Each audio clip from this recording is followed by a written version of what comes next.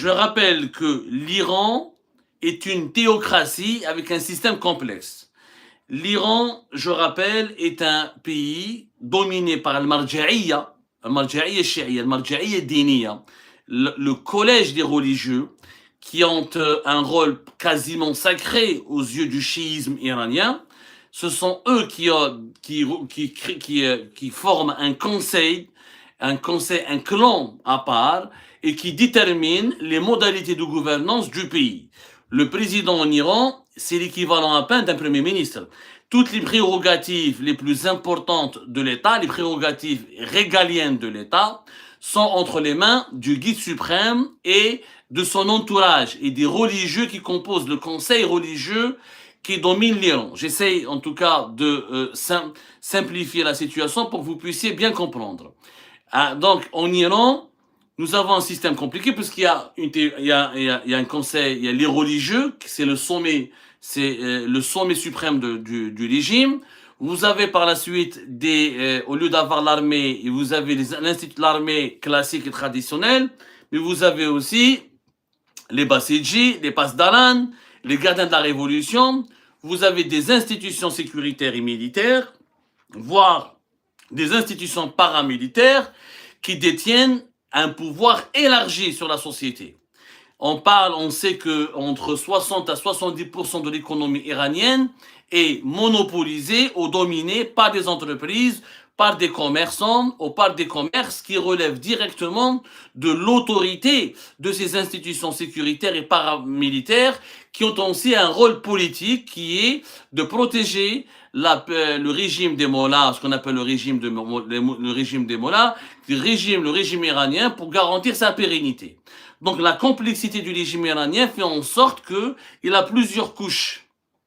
Il a plusieurs couches. En plus de l'armée, en plus des services de sécurité classiques, il y a des institutions paramilitaires, parasécuritaires qui ont un enracinement populaire très important et qui dominent 70% de l'économie iranienne, et ces institutions ont ce qu'on appelle une base populaire.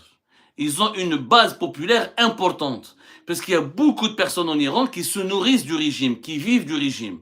C'est pour ça que le régime iranien, malgré toutes les crises qu'il a traversées, qu'il a subies, il arrive toujours à survivre, il arrive toujours à les surmonter. Parce qu'il a une base populaire solide, avec des institutions enracinées dans le pays, dans la population, qui détiennent des prérogatives régaliennes et qui détiennent des pouvoirs économiques importants. À mon avis, la mort de Khamenei ne va pas signifier pour autant l'effondrement du régime iranien. Maintenant, comment le Maghreb va percevoir et comment l'Algérie va percevoir ce conflit. Je crois que le conflit, la guerre entre l'Iran, Israël et les États-Unis d'Amérique, elle doit absolument nous interpeller, nous les Maghrébins, surtout les Algériens et les Marocains. Pourquoi?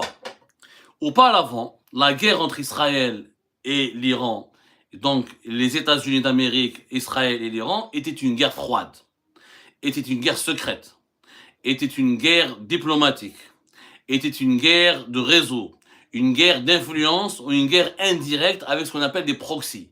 Les Iraniens utilisaient Hezbollah ou Hamas ou les Houthis, les Israéliens attaquaient, s'en prenaient au Liban et à la Syrie, mais ne s'en prenaient pas directement à l'Iran. Donc, il y avait une sorte de stratégie qui permettait aux deux puissances de ne pas s'affronter localement, ou de ne pas s'affronter directement plutôt. Elles s'affrontaient sur des terrains neutres et au détriment d'autres pays voisins, notamment la Syrie et le Liban, la Palestine et un peu aussi l'Irak. Et c'est comme ça qu'il y a eu... Alors Mehdi, je vois pourquoi tu as dit que... Non, j'ai pas dit qu'il n'y aura pas de guerre. J'ai dit qu'il y aura des attaques, mais il n'y aura pas de guerre à large échelle. Je reviens, Mehdi. Merci beaucoup pour la question. Barakallahu fi, merci beaucoup. Je n'ai pas dit hier qu'il n'y aura pas de guerre frontale. J'ai pas dit qu'il n'y aura pas de guerre... j'ai pas dit qu'il n'y aura pas d'affrontement. J'ai dit qu'il n'y aura pas de guerre comme la guerre du Golfe, avec une intervention. La guerre, c'est quoi la définition de la guerre? La guerre, c'est la conquête d'un territoire. C'est quand deux armées s'affrontent autour d'un territoire et la victoire d'un camp au détriment d'un autre et décider selon la conquête d'un territoire. Ce qui a été le cas en Afghanistan, puisque les Américains ont envahi l'Afghanistan, l'ont occupé. Ce qui a été le cas avec les 2 guerres du Golfe en Irak, puisque les Américains ont occupé l'Irak. Ça, c'était des guerres. Ça, c'est une guerre. C'est ce qui s'est passé entre l'Azerbaïdjan et l'Arménie. Ça, c'était une guerre. C'est-à-dire, il y a un territoire qui est perdu entre 2 belligérants. L'un des belligérants a perdu et l'autre belligérant a gagné en reprenant le contrôle d'un territoire. C'est ce qui se passe entre l'Ukraine et la Russie. L'Iran, la guerre en ce moment, c'est un affrontement. Pour le moment, il n'y a pas d'opération terrestre. Les Américains ne vont pas occuper l'Iran, ne cherchent pas à occuper l'Iran. Pour le moment, c'est un affrontement, un conflit qui se contente des voies aériennes, je dis bien des voies aériennes, de l'aviation, c'est l'aviation qui entre en jeu, les drones, les missiles balistiques, c'est un affrontement. Les armées de terre et les marines des 2 pays ne se sont pas affrontés. Moi, je parle de cette situation-là. Mais je l'ai dit hier, il va y avoir des affrontements, comme c'était le cas en juin, la guerre des 12 jours, en juin 2025, entre Israël et l'Iran. Ça a duré 12 jours. Mais c'était plus un conflit, c'était un affrontement militaire. Une guerre, c'est quand il y a une occupation de terrain. Quand il y a une occupation de territoire. Il ne va pas y avoir d'occupation du territoire. Et justement, c'est très intéressant pour nous les Maghrébins et les Algériens et les Marocains de regarder ce qui se passe. C'est ce que je crains, moi, entre l'Algérie et le Maroc. C'est qu'il n'y aura pas de guerre pour conquérir un territoire. Mais il y aura un affrontement militaire pour essayer de se neutraliser rapidement et de causer le plus de dégâts pour plier l'adversaire. C'est ça les nouvelles guerres à laquelle nous assistons aujourd'hui. Parce que les guerres de territoire sont en train de disparaître. On l'a vu avec la guerre entre l'Ukraine et la Russie. La Russie, malgré qu'elle est une superpuissance nucléaire, balistique, elle est ultra forte, elle est ultra dominante, mais la Russie n'a pas réussi à conquérir tout le territoire ukrainien. Elle n'a même pas réussi à conquérir toutes les régions russophones qu'elle voulait annexer. Pourquoi? Parce qu'aujourd'hui, les guerres du territoire, elles sont aujourd'hui impossibles à gagner. Parce qu'il y a des guérillas, il y a les nouvelles façons de faire la guerre, notamment les drones, la guerre cybernétique, la cyberguerre, la guerre de l'information, la guerre de sabotage, et puis tous les belligérants aujourd'hui sont soutenus ou accompagnés par d'autres, par des alliés. Chacun des belligérants, il a des alliés. L'Ukraine, elle a réussi à stopper la Russie, qu'on le veuille ou non. Elle n'a pas infligé une défaite militaire à la Russie, mais elle a réussi à stopper la Russie. Les guerres de territoire, personne ne peut les gagner. Parce que tu ne peux pas, aucune armée au monde aujourd'hui ne peut venir et conquérir un territoire rapidement et s'assurer de son contrôle. On l'a vu avec les Américains, on l'a vu avec les Américains en Afghanistan, on l'a vu avec les Américains en Irak. Aujourd'hui, il y a des nouvelles guerres qui se font. Ce sont des guerres d'affrontement. Ce sont des guerres courtes qui durent comme la guerre des 12 jours entre l'Iran et Israël en juin 2025. Et les moyens d'affrontement, les terrains d'affrontement seront essentiellement l'aérien, l'aviation, les drones, les missiles balistiques, la cyberguerre, les médias, etc. Ça dure 10-15 jours et le gagnant, le victorieux, ou celui qui va être proclamé gagnant, est celui qui va réussir, je dis bien, est celui qui va réussir à atteindre ses objectifs. Dans le cas de l'Iran et d'Israël, Israël ne veut pas envahir l'Iran. L'Iran ne veut pas envahir Israël. Israël veut faire tomber le régime iranien. Le régime iranien veut neutraliser Israël et l'empêcher, se protéger contre Israël et justement l'empêcher de faire tomber, de provoquer un changement de régime au sein de l'Iran. Donc le gagnant en juin 2025, tous les experts étaient d'accord pour dire qu'on ne sait pas qui a été le gagnant. Mais la Benesh qui a été le gagnant en juin 2025. Il y a eu une supériorité technologique et militaire de la part d'Israël. Les Israéliens ont dominé le ciel iranien. Ils ont éliminé les batteries et les systèmes de défense antiaérienne de l'Iran. Ils se baladent dans le ciel iranien comme ils le veulent. Il y a le soutien américain, bien sûr. Ils s'attaquent, ils ont éliminé un nombre important de hauts responsables du régime iranien. Donc on pourrait dire qu'ils ont gagné, qu'ils auraient gagné sur le papier, sauf qu'Israël n'a pas atteint son objectif. L'objectif d'Israël, faire tomber le régime iranien et neutraliser le programme nucléaire. Les Iraniens, par contre, ils ont perdu, parmi leurs grands échecs, c'est qu'ils ont perdu énormément de pertes, ils ont essuyé beaucoup de pertes civiles et militaires, ils ont perdu beaucoup de leurs hauts responsables, mais d'un autre côté, ils ont réussi à inonder le ciel israélien par des dizaines de missiles, ils ont tué une trentaine d'Israéliens. On le voit avant de commencer ce live, Tel Aviv, encore une fois, a brûlé. Il y a des quartiers de Tel Aviv, il y avait des dégâts matériels importants. Et quand l'Iran arrive à semer la panique en Israël, à semer la terreur en Israël, pour elle, c'est une victoire. Maintenant, ce qui va changer, c'est la confirmation de la mort de Ali Khamenei. Si Ali Khamenei est mort, là on pourrait dire qu'Israël a gagné vraiment, ou les États-Unis d'Amérique et Israël ont gagné une bataille très précieuse. Mais les guerres aujourd'hui, encore une fois, ce ne sont pas des affrontements terrestres. Quelqu'un sur TikTok, tu te trompes et me dit entre Mohamed qui me dit sur TikTok, tu te trompes, le Pakistan, l'Afghanistan est une guerre terrestre. Pas du tout. Le Pakistan a lancé des attaques. D'abord, c'est deux pays complètement différents. Les talibans, c'est une milice, même pas une armée. Le Pakistan est une armée nucléaire. Mais le Pakistan n'est pas rentré sur le sol afghan pour prendre des régions entières de l'Afghanistan et pour renverser les talibans. Il ne l'a pas fait. Pour le moment, c'est des frappes au niveau des frontières, au niveau des zones frontalières. C'est comme entre le Cambodge et la Thaïlande. C'est comme ce qui s'est passé l'année dernière entre le Pakistan et l'Inde. Il n'est pas possible d'avoir des guerres terrestres parce que tout le monde peut résister. Aujourd'hui, le développement des technologies militaires, le développement des tactiques militaires et le développement des armes permet à n'importe quel petit pays de résister à un grand pays et de lui infliger des pertes importantes. Donc ce n'est pas une guerre terrestre, ce ne sera pas une guerre de territoire. Les guerres d'aujourd'hui, ce sont des guerres autour d'objectifs. Et ce qui se passe entre Israël et l'Iran pourrait se produire entre beaucoup de pays, notamment entre l'Algérie et le Maroc. Pourquoi? Parce qu'entre Israël et l'Iran, les tensions étaient uniquement diplomatiques, c'était des guerres les tensions étaient entre l'Algérie et le Maroc ne sont pas comparables, attention. Je précise, les tensions entre l'Algérie et le Maroc ne sont pas comparables aux tensions entre l'Iran et Israël. Ça, pour être tout à fait honnête, on ne peut pas faire le parallèle. Mais le conflit israélo-iranien est un cas d'école. Voilà comment, quand un conflit, quand une guerre froide et diplomatique dure très longtemps, et quand les tensions s'accumulent, ça peut exploser et ça peut donner lieu à une guerre directe. Il y a un affrontement militaire. C'est ce qu'on peut craindre au Maghreb. Sauf que Israël et l'Iran, il n'y a pas de frontière commune. Entre Israël et l'Iran, vous avez la Jordanie, vous avez l'Irak, vous avez donc la Syrie. Donc il n'y a pas de frontière commune. Entre l'Algérie et le Maroc, il y a une frontière commune.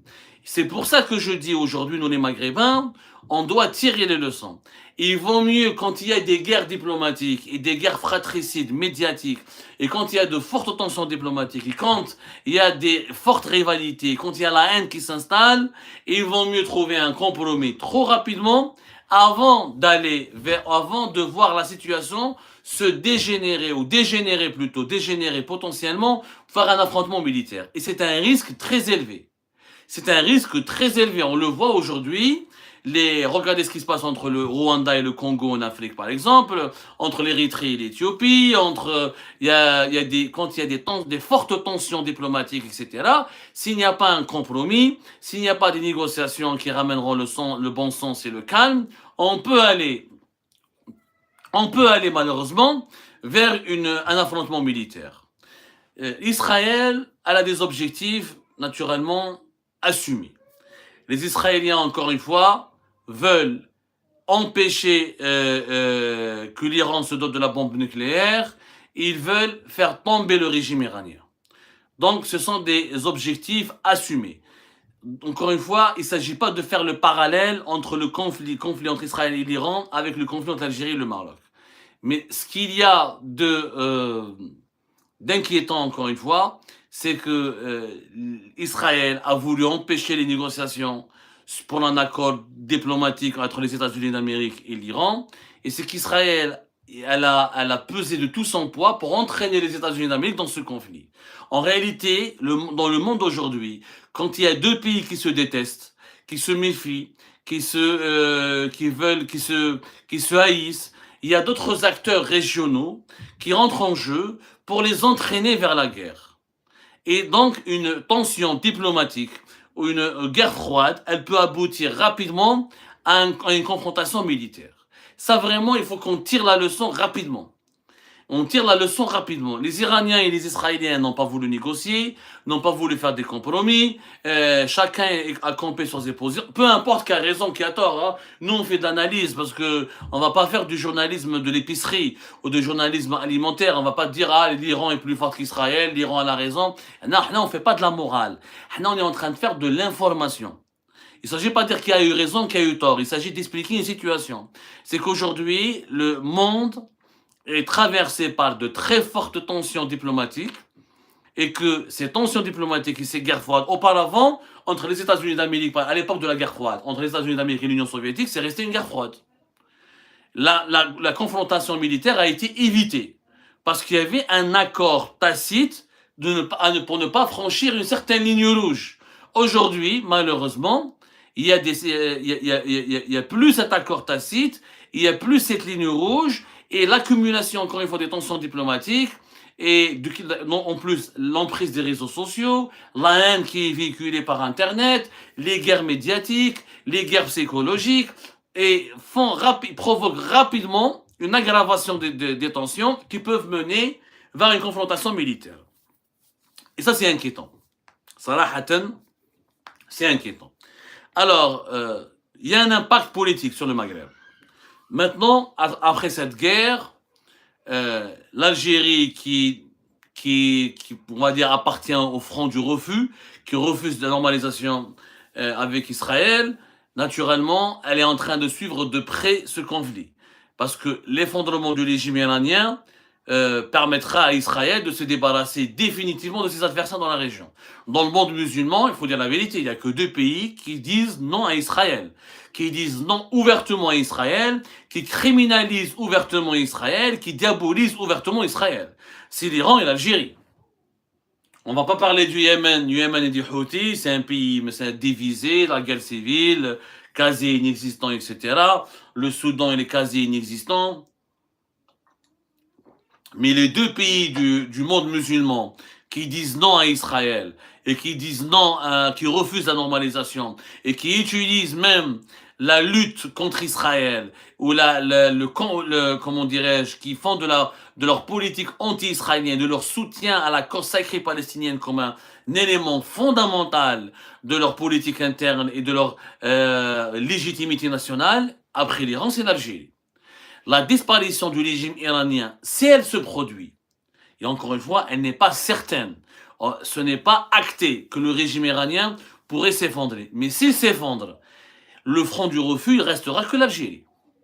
Donc l'Algérie va devoir s'expliquer et va devoir essayer de gérer un nouvel ordre mondial où elle sera dans le monde musulman le seul pays qui est anti-israélien ouvertement.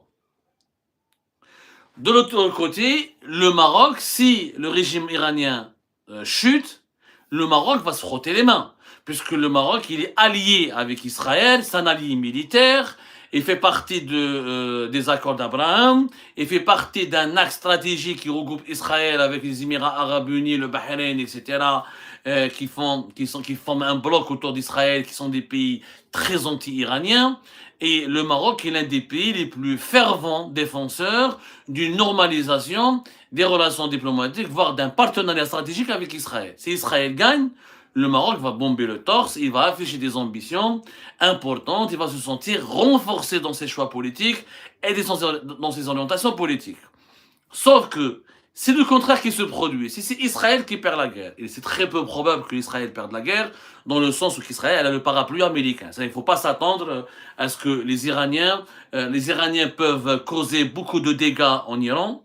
Les Iraniens plutôt peuvent causer beaucoup de dégâts en Israël. Ils peuvent vraiment détruire pas mal de cibles, provoquer quelques dizaines de morts, mais les Iraniens n'ont pas les moyens, par exemple, de tuer Netanyahou. Ils n'auront pas les moyens, sauf surprise générale. Sauf surprise générale, je dis bien, sauf qu'au théâtre, les Iraniens ne pourront pas détruire et neutraliser, par exemple, les décideurs israéliens de premier plan. Par contre, les Iraniens peuvent gagner la guerre à travers ce qu'on appelle la guerre de l'usure. Qu'est-ce que c'est que la guerre de l'usure? C'est-à-dire les Iraniens, ils ont une stratégie très claire. C'est, je bombarde Israël, j'utilise tous mes missiles, je sème la terreur, je vais encaisser plus de pertes civiles et militaires, mais je vais réussir à fatiguer les Israéliens. L'Iran, c'est un pays beaucoup plus peuplé, beaucoup plus important que l'israélien. L'économie iranienne, elle est déjà à bout, mais elle est résiliente. La population iranienne, elle est habituée à l'embargo, à la résilience, etc. C'est pas le cas de la population israélienne qui est attachée à la prospérité, qui est attachée à la paix, etc. Si cette guerre dure plus d'une semaine, plus de 10 jours, les boucliers antimissiles israéliens pourraient montrer des défaillances, les munitions d'Israël pourraient manquer cruellement, et le moral de la population israélienne pourrait être ébranlé, et l'économie israélienne va perdre énormément d'argent et de points de croissance et le pays sera déstabilisé, appauvri. Le ciel israélien sera saturé parce qu'il y aura plus de liaisons aériennes. Israël donc pourrait vraiment être avec l'usure, hein, au bout d'une guerre d'usure, elle pourrait être affaiblie et déstabilisée. C'est complètement possible.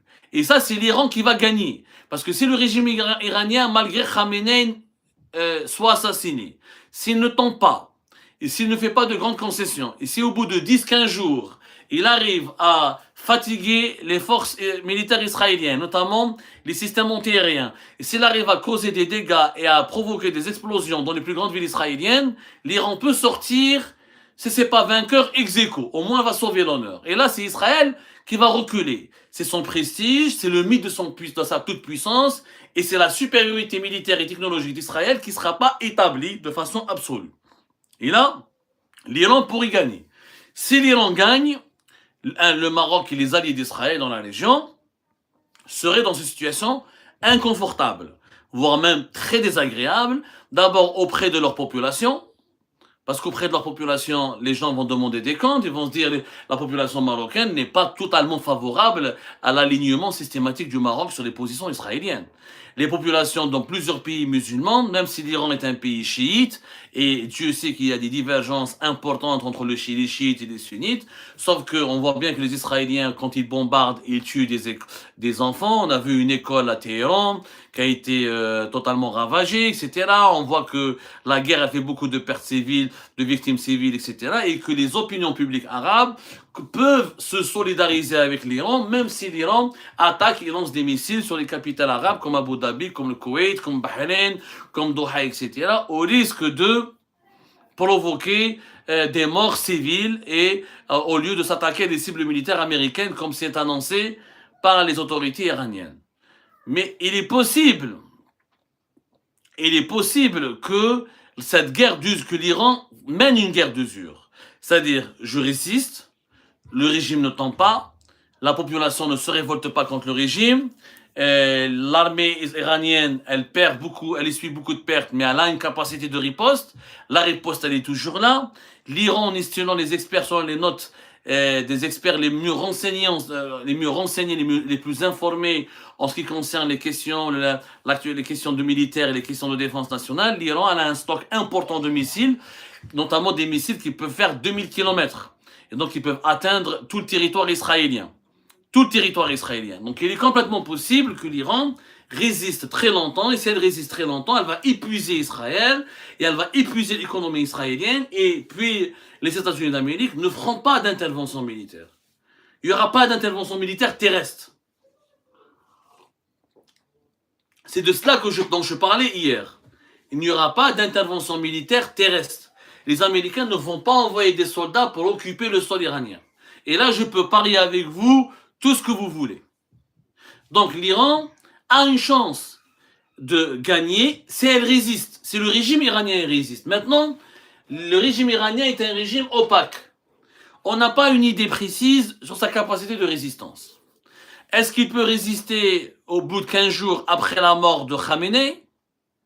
Parce que dans la guerre des 12 jours de juin 2025, le leader du régime n'a pas été décapité, n'a pas été assassiné, n'a pas été neutralisé. Là, on est dans une situation complètement différente. Il y a plusieurs scénarios, il y a plusieurs scénarios qui peuvent se dessiner sous nos yeux, et tous les scénarios auront un impact direct sur le Maghreb. L'impact le plus dangereux reste l'impact économique. Alors, si l'Iran bloque, comme elle le dit, le détroit d'Ormuz, qui est le détroit entre le sultanat d'Oman et l'Iran, par lequel passe 20% du pétrole mondial, et par lequel passe 10% du gaz mondial, notamment le gaz qatari, le GNL, qui permet à l'Union, qui fournit du gaz à l'Union européenne, à pas mal de pays de l'Asie du Sud-Est. On va assister à une augmentation du prix du baril du pétrole et à une augmentation du prix du gaz. On a vu déjà le baril du pétrole est déjà à 72 $. Pour le moment, l'effet de cette première journée de la guerre, il est très limité. Pour une raison simple, on peut parler d'un emballement des prix du baril du pétrole quand ça dépasse les 80 $. Les dirigeants algériens pensent qu'ils pourront se frotter les mains. Et les Algériens pensent qu'avec un prix du baril du pétrole qui explose, on peut gagner beaucoup de revenus en devises et on peut vivre le même scénario qu'on a vécu à l'époque de l'Ukraine, lors de la guerre de l'Ukraine. Sauf que, je rappelle que quand le prix du baril du pétrole explose et augmente, comme lorsque le prix du gaz explose et augmente, je rappelle, il y a déjà l'inflation importée. Ça veut dire que tout ce que nous allons importer depuis l'étranger va augmenter. Les prix du blé vont augmenter, les prix des équipements industriels vont augmenter, les prix du textile vont augmenter, les prix des matières premières agricoles, vont augmenter, tous les prix des produits importés vont augmenter. Et nous allons subir une inflation comme nous l'avons vécu lors de la guerre en Ukraine, lors de la première année de la guerre en Ukraine en 2022 et la deuxième année en 2023, une inflation en Algérie entre 9 et 10%. Et concernant les produits agricoles, par exemple, qui dépendent des matières premières agricoles importées, on peut avoir une inflation de 24 à 25%. Donc c'est pas forcément une bonne nouvelle. Il faut arrêter de croire qu'en Algérie, un prix de baril très fort est forcément une bonne nouvelle. Ce n'est pas forcément une bonne nouvelle. Pas du tout. Alors là, pas du tout. C'est une bonne nouvelle quand l'Algérie, si en profiter, elle réalise des investissements importants et elle maîtrise sa facture des importations. Or, aujourd'hui, on n'est pas un pays de 30 millions d'habitants. Au début des années 2000, l'Algérie elle a beaucoup profité de l'augmentation des prix du baril du pétrole et du gaz parce qu'on n'était pas une population nombreuse. Aujourd'hui, on est presque 50 millions d'habitants. On n'est pas 30 millions d'habitants ou 35 millions d'habitants comme au début des années 2000. On est 48 millions d'habitants, presque 50 millions d'habitants, avec une production nationale très faible. Donc, il y aura une inflation importée qui sera galopante. Ne faites pas l'erreur de croire qu'un baril de pétrole élevé, que le prix d'un baril de pétrole élevé fera les affaires de l'Algérie. Ce n'est pas du tout le cas. L'Algérie, par le passé, elle en a profité parce qu'elle a eu des réserves de change, elle a eu des importations plus ou moins régulées parce que la population n'était pas aussi nombreuse qu'aujourd'hui. Mais depuis 2014, depuis le boom démographique 2013-2014, qui a coïncidé avec la première chute du prix, avec la crise des prix du pétrole de 2014-2016, on n'a plus le contrôle sur nos importations parce qu'on a une population avec une consommation intérieure très importante. Très importante. Et je rappelle que l'Algérie, elle ne risque pas de profiter beaucoup d'un prix de baril de pétrole très élevé, puisque nous avons nous avons une capacité d'exportation qui est faible. On n'exporte pas beaucoup. On exporte dans les 400-500 000 barils par jour. C'est très peu. Pour profiter d'un baril de pétrole très fort, il faut exporter 1 million à 1,5 million. Donc, ça ne fera pas vraiment nos affaires. D'ailleurs, moi, je ne suis pas sûr que le prix du baril du pétrole va dépasser les 80 $. Je pense que dans cette guerre, les Saoudiens et les Américains vont intervenir pour augmenter leurs quotas de production afin d'équilibrer et de rassurer le marché mondial. Je le pense honnêtement, et je ne crois pas que la fermeture du détroit d'Ormuz sera une chose facile à faire pour les Iraniens. Je crois que les Américains ont dépêché toute leur flotte militaire la plus importante, justement pour protéger ce détroit et pour empêcher que les Iraniens ne le ferme définitivement. Je le pense sincèrement. Je le pense sincèrement. Je vois mal comment les Américains vont laisser le détroit d'Ormuz fermé et monopolisé par les Iraniens. Voilà, mesdames et messieurs, les grands enjeux. Les grands enjeux de cette guerre. C'est une guerre. Alors, Trump, j'ai vu une question qui a été épinglée sur TikTok, mais elle a été trop rapidement. On va passer à des questions-réponses. Je voulais vous donner une analyse globale, l'impact sur l'Algérie, sur le Maghreb. Et ce conflit-là, encore une fois, l'Algérie, elle est dans un camp, le Maroc est dans un autre camp. Il aura un impact sur les relations algéro-marocaines. Et encore une fois, je le répète, la principale leçon, elle est géopolitique. Quand on a les fortes tensions diplomatiques et les fortes tensions entre et la guerre ouverte, une guerre froide, une guerre diplomatique, aujourd'hui, elle peut dégénérer en affrontement militaire. C'est la première leçon que l'on peut tirer du problème entre Israël et l'Iran. Quand on a une véritable guerre aussi froide, aussi tendue, etc., il faut absolument trouver des solutions à travers le compromis et le dialogue. Quand il n'y a pas de négociation, quand la diplomatie échoue à régler les problèmes, les armes peuvent parler très rapidement aujourd'hui. C'est fini ce monde où les guerres froides restaient que froides, où elles restaient limitées avec une ligne rouge, elles ne dépassaient pas une ligne rouge, elles n'allaient pas vers l'affrontement militaire. Aujourd'hui, les guerres froides et les fortes tensions diplomatiques peuvent provoquer un affrontement militaire. Et c'est le plus grand danger, la plus grande leçon que l'on doit tirer, parce que c'est le danger qui va guetter le Maghreb. Il y aura des conséquences économiques importantes, avec éventuellement un emballement des prix énergétiques, et une inflation mondiale qui peut être provoquée par cette guerre, et un nouvel ordre international qui va se dessiner, parce qu'éventuellement la chute du régime iranien, elle va bousculer le monde musulman, et le front du refus, le pseudo-front du refus, ou le fameux front du refus qui existait jusque-là, et en perdant l'Iran, il n'y aura que l'Algérie, ça va vraiment s'effondrer. Comment on va réagir maintenant si Israël gagne cette guerre? Elle va imposer une supériorité militaire et technologique, une domination politique très effrayante. Très effrayante. Avec le parapluie américain, bien sûr, Israël va peut-être être le seul pays qui a gagné toutes ces guerres durant ce dernier siècle. Même si on peut dire que la guerre du sud du Liban a été beaucoup plus une défaite pour elle, parce qu'elle s'est retirée du sud du Liban, mais force est de constater qu'elle a gagné pratiquement toutes les guerres. Et si Israël gagne encore cette guerre, elle va imposer, mais vraiment, une domination effrayante. Une domination effrayante. Et là, l'Algérie devra vraiment se poser des questions. Est-ce qu'on peut continuer à mener cette politique anti-israélienne? Est-ce qu'on peut résister tout seul? Est-ce qu'on ne doit pas faire revoir notre politique extérieure? Est-ce qu'on ne pourra pas peut-être trouver un compromis? Comment l'Algérie va se repositionner dans ce nouveau monde? Ça, c'est l'Iran s'effondre. C'est le régime iranien s'effondre. C'est un cas de figure, encore une fois, qui n'est pas encore à l'ordre du jour. Il n'est pas encore d'actualité.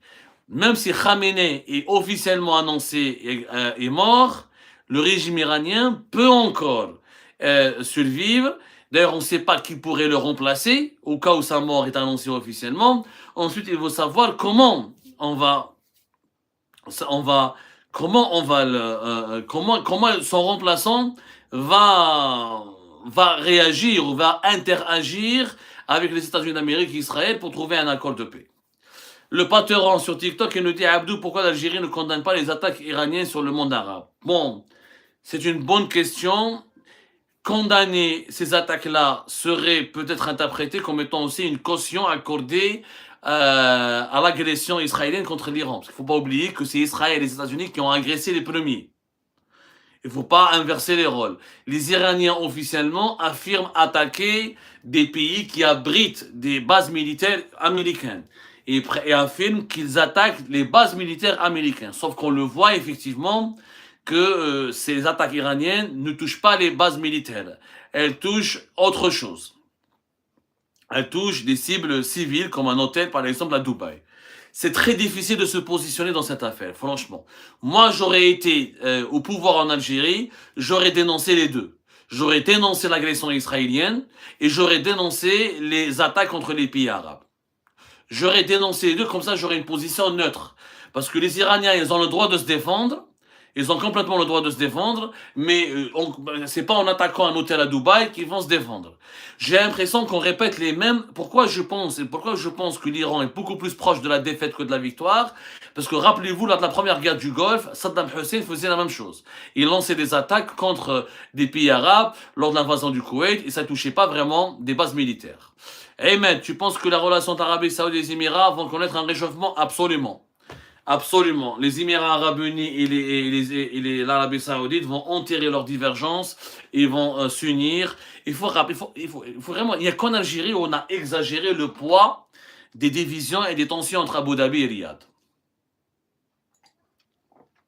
On a vraiment exagéré le poids des divisions entre Abu Dhabi et Riyad. Il y a eu des divisions à cause du Yémen, il y avait des divergences à cause du Yémen, mais aujourd'hui, il faut savoir que les monarchies du Golfe sont sunnites, qu'elles seront toujours solidaires et que leur instinct de survie, que leur besoin de survie les pousse à rester solidaires et à empêcher ce que l'Iran ne domine la région. Il faut savoir que si l'Iran gagne cette guerre, qui sera menacé demain? C'est les monarchies du Golfe. On le vient pas, parce que les monarchies du Golfe, elles ont beau être riches, prospères, elles ont de l'argent, du tourisme, des affaires, des villes modernes, mais elles ne peuvent pas se protéger. On voit bien que le Bahreïn, le Qatar, les Émirats, si les Iraniens veulent les attaquer ou les envahir, ça va se faire très rapidement. Et si l'Iran gagne la guerre ou résiste, le régime iranien va avoir une influence très importante. Sur la péninsule arabique, il y a beaucoup de chiites. En Arabie Saoudite, il y a des chiites. Au Bahreïn, il y a des chiites. Au Yémen, il y a des chiites. Ensuite, en Oman, il y a des chiites. Même le chiisme peut prospérer aux Émirats aussi, et au Qatar, etc. Et la peur atroce, la peur profonde, notamment des Émirats arabes unis et de l'Arabie Saoudite, est de voir l'Iran imposer une hégémonie régionale. Il faut savoir que cette guerre Iran-Israël, il y a aussi une sous-guerre qui est entre les monarchies du Golfe et l'Iran. Et malgré l'accord de paix entre l'Arabie Saoudite et l'Iran en mars 2023, sous l'égide et sous le parrainage de la Chine, c'est un accord de paix qui peut ne pas tenir. Parce que les Saoudiens n'accepteront jamais que les Iraniens imposent leur supériorité. Ça va rendre un équilibre de force. Un régime iranien trop fort, c'est un régime qui peut menacer les monarchies du Golfe, qui peut booster et encourager les révoltes chiites dans toutes les monarchies du Golfe, et qui peut renverser les monarchies du Golfe. Donc les Saoudiens et les Émiratis ne peuvent que se réconcilier et enterrer, ne peuvent que se mettre... ils sont sur le même front parce qu'ils sont dans la même marmite. Ils sont exactement dans le même... Ils sont tous les deux confrontés aux mêmes risques et aux mêmes menaces. Je vois que vous êtes très nombreux aujourd'hui, la guerre vous inquiète. J'ai essayé d'être le plus pédagogue possible. J'ai essayé d'être le plus expliqué. Alors sur YouTube, Ahmeda, Paris nous dit l'Iran qui gagne devant les USA et les Israéliens, je rêve. Alors, je dis pas contre l'Iran, le scénario où l'Iran gagne, ça veut pas dire que les Iraniens vont faire couler des porte-avions américains, ou faire couler ou assassiner ou neutraliser Netanyahou, ou détruire le siège du Mossad, ou détruire le siège de l'armée, ou détruire toutes les batteries antiaériennes israéliennes, etc., ou le dôme de fer, non. L'Iran, sa victoire, le régime iranien va gagner s'il ne s'effondre pas. Si après la mort de Khamenei, après la destruction de pas mal de cibles militaires et d'installations militaires, et après la mort de plusieurs de ses chefs militaires, et le régime iranien tient debout et arrive à riposter, pour l'Iran, c'est une victoire. Parce que là, c'est David contre Goliath. Attendez, les rapports de force ne sont pas du tout équitables. Là, on parle, l'Iran n'a pas le même statut militaire que Israël et que les États-Unis d'Amérique. Et qu'aujourd'hui, on ne peut pas dissocier Israël des États-Unis d'Amérique. Certes, Israël est une puissance militaire régionale, mais le parapluie américain permet à Israël de gagner beaucoup de guerres. Si Israël devait mener ses guerres toute seule sans le parapluie américain, ça aurait peut-être changé la donne. Mais l'Iran, s'il résiste, le régime iranien résiste, et il ne va pas tomber, il ne va pas s'effondrer, ça peut être interprété comme une victoire importante pour l'Iran. Ça veut dire que l'Iran est un régime solide, un dur à cuire, qu'il restera comme une pierre dans la sandale d'Israël et des États-Unis d'Amérique. Donc, moi, je te fais mon mlih. Mohamed sur TikTok, il nous dit ça profite à Trump que le baril augmente car il va pouvoir vendre le pétrole vénézuélien. C'est pas aussi sûr. N'oublie pas, Mohamed, qu'un baril qui monte, c'est aussi une inflation importante aux États-Unis d'Amérique. Et que le problème aujourd'hui de Donald Trump, c'est comment réguler l'inflation. Et que le pouvoir d'achat des Américains et des consommateurs américains est une préoccupation majeure pour Donald Trump. C'est pas sûr. Moi, je pense que je dirais plutôt, d'après les prévisions, d'après les experts que je juge moi, les plus crédibles et les mieux informés, c'est qu'il y aura une stratégie américano-saoudienne pour bloquer les prix du baril de pétrole à moins de 80 dollars. Parce qu'au-delà de 80 dollars, c'est vrai que les compagnies, le pétrole de schiste américain va en profiter aussi parce qu'il va être vendu. Mais l'inflation aux États-Unis, c'est un énorme problème. On oublie aussi que le plus grand perdant dans cette histoire, c'est la Chine. Rappelez-vous, hier, je vous l'ai dit. Je vous ai dit que Donald Trump veut affaiblir la Chine. Il veut cibler la Chine à travers l'Iran. Il ne fait pas la guerre à l'Iran juste pour l'Iran. Ou juste contre le régime iranien. Il cible aussi la Chine. Pourquoi? Pour la Chine, le pétrole iranien, c'est 15% de sa consommation. Et le pétrole iranien, il est vendu à la Chine 10 à 15 dollars moins cher, entre 10 et 12 dollars moins cher que le baril qui est vendu sur le marché mondial. Un pétrole iranien qui peut plus atteindre, qui peut plus parvenir à la Chine sera obligée de l'acheter plus cher ailleurs.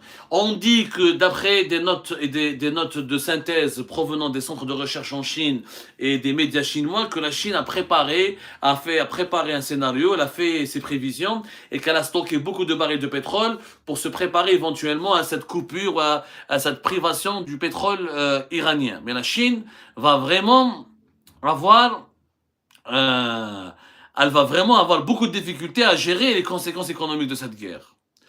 Alors, Shinit Fodel, Abdo, cette guerre sera-t-elle économiquement un avantage pour l'Algérie? Merci, non, pas du tout. Elle ne sera pas du tout un avantage. J'ai répondu à cette question tout un moment. Je l'ai dit, un baril de pétrole dans la configuration actuelle de l'Algérie, un baril de pétrole dont les prix augmentent n'est pas du tout une bonne nouvelle. C'est une fausse bonne nouvelle. Je dis bien, c'est une fausse bonne nouvelle. C'est une bonne nouvelle dans la mesure où on aura des revenus pétroliers et gaziers plus importants. Sauf qu'on aura une inflation des produits, des matières premières que l'Algérie importe et qui sera très importante. Et on aura une facture d'importation qui va peser énormément sur les finances du pays. Et ce n'est plus une bonne nouvelle. Pourquoi? Alors, au début des années 2000, l'Algérie a profité du boom pétrolier, notamment de 2008 à 2011, 2012, parce que l'Algérie produisait plus de 1 million de barils de pétrole jusqu'à 1 300 000 barils de pétrole. Et qu'on pouvait exporter entre 800 000 et 900 000 barils de pétrole. Là, en ce moment, on produit 900 000 barils de pétrole. Et on a presque 400 000 et quelques, presque 500 000 pour le marché local. On a 400 000 et quelques pour les exportations. Donc on ne va pas beaucoup en profiter. On ne va pas beaucoup profiter, attention. C'est un mythe de croire que l'Algérie va beaucoup profiter. On n'est plus un pays de 30 millions d'habitants. On est un pays de presque 50 millions d'habitants. On ne peut pas gérer l'inflation importée, elle sera galopante. Et je l'ai expliqué tout à l'heure, et elle aura un impact désastreux sur les finances de l'Algérie. Si j'augmente mes revenus du pétrole et du gaz, mais je dois par la suite trouver des moyens pour faire face à l'augmentation de ma facture des importations, alors le régime Tebboune va limiter les importations certainement, mais après, il y aura des pénuries. Tu peux pas limiter l'importation de l'huile, du sucre, des céréales, du café, du riz, des légumes secs, tout ça va augmenter. Tout ça va augmenter. Mécaniquement et automatiquement après une augmentation du baril du pétrole. Parce que quand l'énergie augmente, la production des matières premières agricoles augmente, la production des équipements industriels augmente, la production de tout ce qui est produit manufacturier augmente.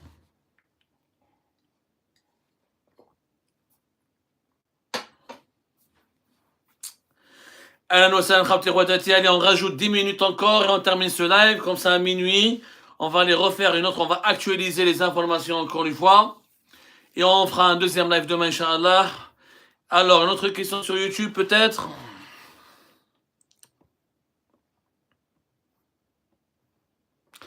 Merci pour les cadeaux. Merci pour les cadeaux sur TikTok. Mehdi, mais l'Amamra, l'homme de la situation, franchement, oui, l'Amamra, il a du génie, c'est un bon connaisseur des relations internationales, il a un très bon carnet d'adresses. Effectivement, c'est le régime iranien chute. Je pense pas que Tebboune au pouvoir est une bonne nouvelle pour l'Algérie. Je vous dis la vérité. C'est le régime iranien chute. Il faut un changement de régime urgent en Algérie parce qu'on va avoir plein d'ennemis. Plein d'ennemis. Le rival marocain, le régime marocain, il va en profiter pour essayer de rentabiliser au maximum son placement et son investissement sur Israël si Israël gagne cette guerre contre l'Iran. Et l'Algérie va se retrouver avec le discours très musclé d'Abdelmajid Tebboune contre Israël et l'instrumentalisation de la politique anti-israélienne pour des considérations politiques internes. Je vous rappelle qu'Abdelmajid Tebboune, il a construit en partie sa légitimité sur la lutte, sur la diabolisation et la criminalisation de tout lien avec Israël. Si maintenant Israël détruit l'Iran, le régime iranien, et que le régime iranien sombre, que le régime algérien se retrouve être le dernier régime nationaliste, pana-arabe, pro-palestinien et anti-israélien, on sera dans une situation très difficile. Très très difficile.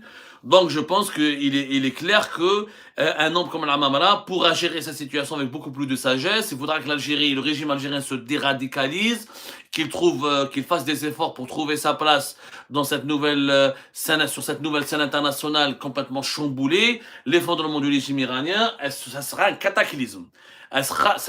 S'il se produit, il peut se produire, attention.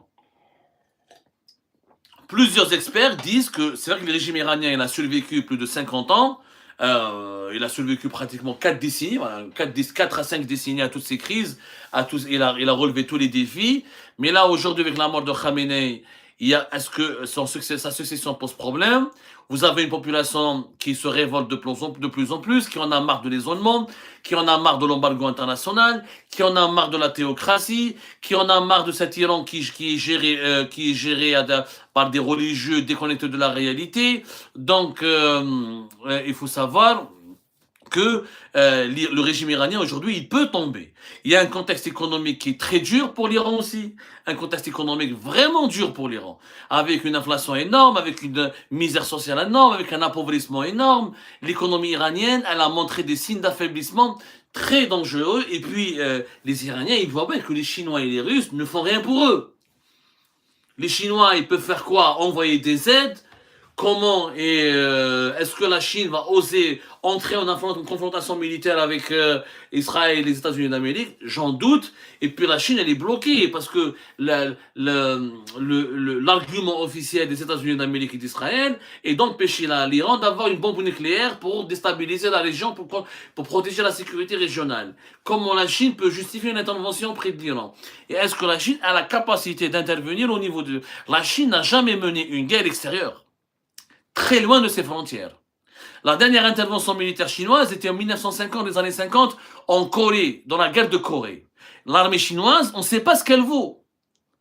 Il faut dire la vérité, on sait ce que vaut l'armée américaine. Elle a perdu le Vietnam, certes, mais elle a dominé l'Irak, elle a conquis l'Afghanistan, elle a fait des interventions, l'armée américaine elle est présente sur tous les continents, elle a des bases militaires importantes, partout, elle a des groupes. L'armée chinoise, qu'est-ce qu'elle vaut? On ne sait pas ce que l'armée chinoise, mais on ne sait pas ce que l'armée chinoise va valoir. Donc, l'effondrement du régime iranien aujourd'hui, il est une forte probabilité. Vraiment une forte probabilité. Allez, encore une question sur YouTube.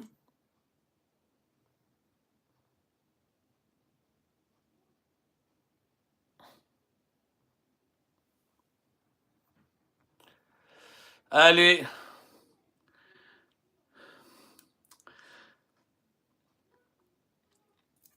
Alors, bonsoir sur YouTube. Atla, bonsoir Monsieur Samad. Pensez-vous que Tebboune sera le suivant? Non, non, Tebboune n'est pas une menace pour Israël. Faut arrêter. Tebboune n'est pas une menace importante ni pour Israël ni pour les États-Unis d'Amérique. Faut arrêter, l'Algérie n'a jamais été une menace existentielle contre Israël. L'Iran est une menace existentielle contre Israël. C'est pas le cas de l'Algérie. L'Algérie n'a pas de programme.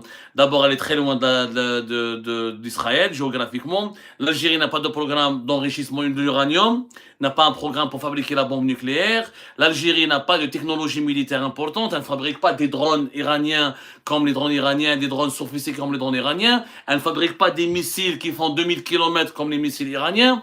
Et voilà, l'Algérie n'a pas un géant qui menace Israël comme le géant iranien. C'est deux choses différentes. L'Algérie ne soutient pas le Hezbollah militairement et financièrement, elle ne soutient pas le Hamas financièrement et militairement. Il n'y a pas de raison. Là, Israël ne voit pour Israël, l'Algérie n'est qu'un pays qui parle. C'est vrai, il est anti-israélien, il est anti-sioniste, mais beaucoup plus pour la consommation intérieure. C'est pas une menace. Pour les États-Unis d'Amérique et pour Israël, l'Algérie, le régime algérien n'est pas une menace existentielle. C'est un pays en Afrique du Nord qui a des valeurs, qui a un passé, qui a des positionnements quelquefois problématiques, qui a des prises de position quelquefois qui peuvent énerver les États-Unis d'Amérique et Israël, mais pas plus ni moins. C'est pas une menace existentielle. Donc c'est pas une priorité. À l'Algérie, c'est pas une priorité pour Israël. Là, par contre, soutenir le Maroc contre l'Algérie, ça peut. Les Israéliens peuvent affaiblir, ils peuvent déstabiliser l'Algérie dangereusement, et peuvent étouffer l'Algérie dangereusement en soutenant tous les rivaux de l'Algérie dans la région. Ça, c'est possible. Avec les Émirats Arabes Unis, avec le Maroc, avec le maréchal Haftar en Libye, avec éventuellement les États du Sahel.